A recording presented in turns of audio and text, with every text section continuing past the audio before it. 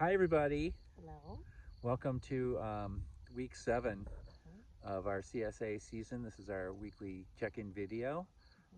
As I'm filming this, a horsefly is biting my hand where I'm holding the thing, but that's just the way it goes. Tis the season. So we're sitting in our winter squash pumpkin bed, and the reason we're doing that is because, um, well, just to be zany, really, but because last year we planted our winter squash, and it got to be a weedy mess because in between the rows of winter squash, all these weeds would start to come up And we have black fabric, but it between doesn't each. go all the way across. So pretty soon, in a couple of weeks, this whole area will be covered by the vines of all these different squashes. But we thought it'd be fun to come in here and tell you about a success we've had this season with one of the mini cover crops that we use here at the farm. And so we decided to experiment with planting crimson clover in the walkways between the squash, and it's really seems to be doing well. Yes, there's still a few weeds, but nothing like there were. And so this crimson clover is just really neat stuff, and we're using it. If you read this week's newsletter, you can see how we're using crimson clover and other cover crops on our farm to serve a bunch of different purposes. Yep. To kind of keep some crops cool, like they're in the high tunnel. And I mean, obviously you want heat, but sometimes it gets too hot, so kind of shade a little bit. Help with weeds and help with water retention, and to put nitrogen back into the soil. Yeah, so crimson clover is Nitrogen it's a fixer. nitrogen fixing plant, just like a lot of legumes are, and so that's really cool as well. And we use other cover crops over there. You can't really see it, those flowers right there. That is buckwheat. And we lost, if you've read the newsletter, we lost some soil and had a big rain event. And we're trying to sort of help that soil along by planting some more substantial cover crops.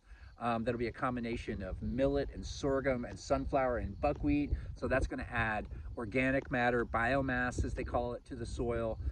So it's been really fun for us to really become students of how to use cover crop and how to use it effectively. One of our favorites is buckwheat because it just grows anywhere and everywhere. It comes up super fast. And if you read in the newsletter, you can read the story of my tattoo, which has buckwheat on it, and you can learn the story of how I decided, first of all, to get a tattoo at age 60, and why I chose buckwheat and the farm logo. So yeah, this is week 7. How are things? Things are starting to look pretty good out We're here. almost at the halfway mark. Yeah, It's nuts. it's pretty crazy. But yeah, and we just got an inch of rain today. It just Yeah.